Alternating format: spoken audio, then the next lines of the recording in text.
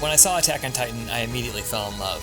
The story was amazing, the characters were enthralling, and I knew I wanted to make something in that world.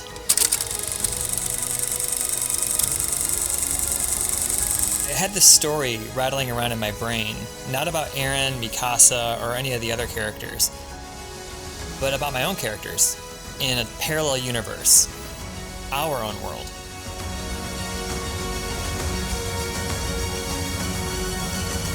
Where I live, it's completely featureless. There are no giant trees or buildings to fly around on 3D maneuvering gear slaying Titans. There's nothing. So this question of what happens when Titans attack Chicago really evolved into what happens when Titans attack the flatlands surrounding Chicago. You'd have this crazy power dynamic between the people in the city and those outside of it, which for me always felt true. That sort of evolved into the sort of world that I've been thinking about in the Attack on Titan universe. So in thinking about all this, I got an idea for a script, took out my phone, and I wrote it as a note, and that script stayed there for 10 years.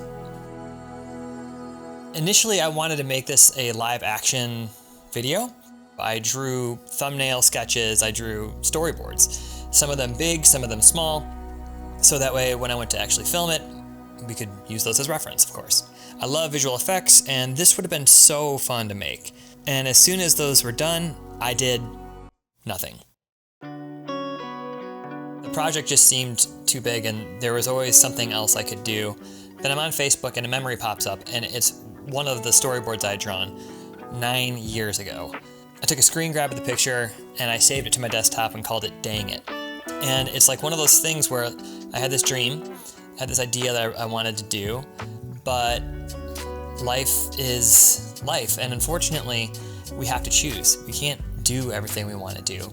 And I thought, well, I can't make this into a live action thing, at least not easily. What if I made it into an animated cartoon? I could use my VFX skills, nunchuck skills, bow hunting skills, computer hacking skills, and bring these drawings to life. This was going to be a big project. I had over 80 frames drawn, some big, some thumbnail sized, and I was going to animate every one of them.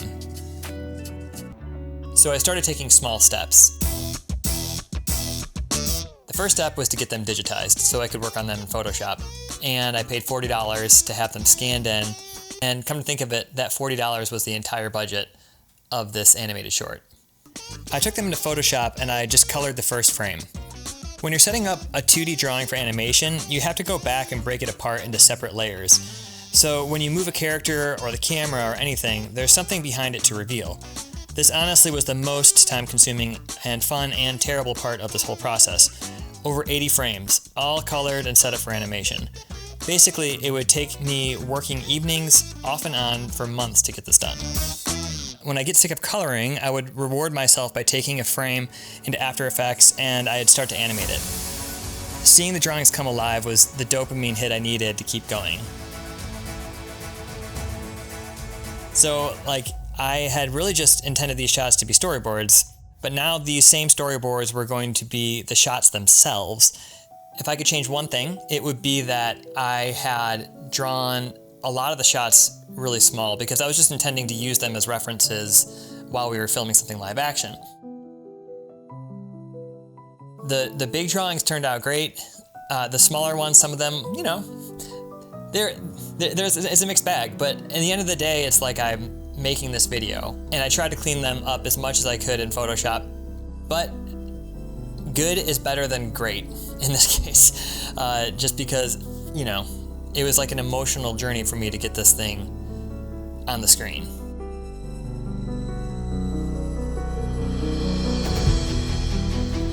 I even considered going back and redrawing some of the frames, but I realized that if I did that, it would have just lingered on forever and it would kill my momentum. And if there's one thing I learned from this project, it's to keep your momentum going. Once you stop, it is so hard to get that flywheel started up again. So if you have a project, get it going and don't stop it. Do not shelve it. Just keep going no matter what. Like if you feel like, this isn't good enough or it could be better, keep going. Because that's just a voice that you got to ignore. After I finished animating all the shots, I put them into an edit in Premiere, and I timed them up to some temp music from Attack on Titan soundtrack, and then I knew, I need a voiceover for the main character. And who better to ask than my good friend and voiceover artist, Zach Hendricks. Vanessa?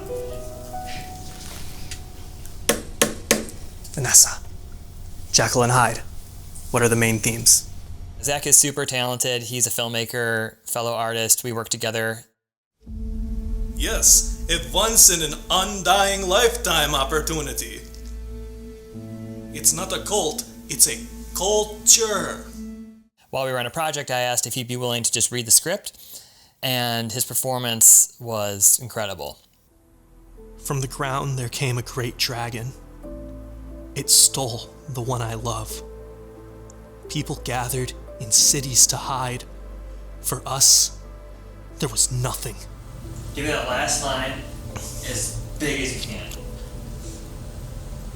Or I'll die trying. It was the second take that I really loved from Zach, and I went home, laid it over the edit, and it was like magic. Could not believe how happy I was with that and how much it elevated the project.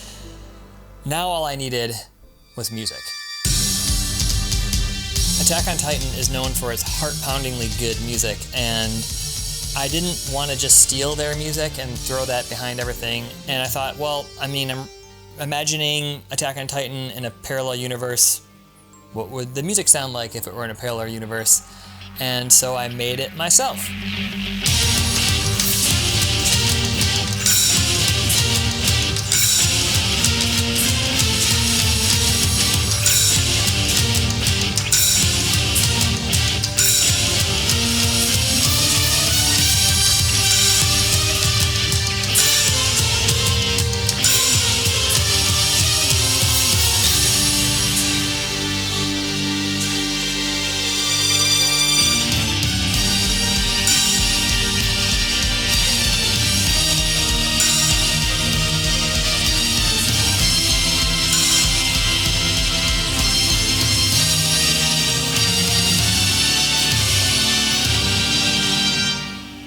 And of course, this was a process of discovery, just like every other creative project.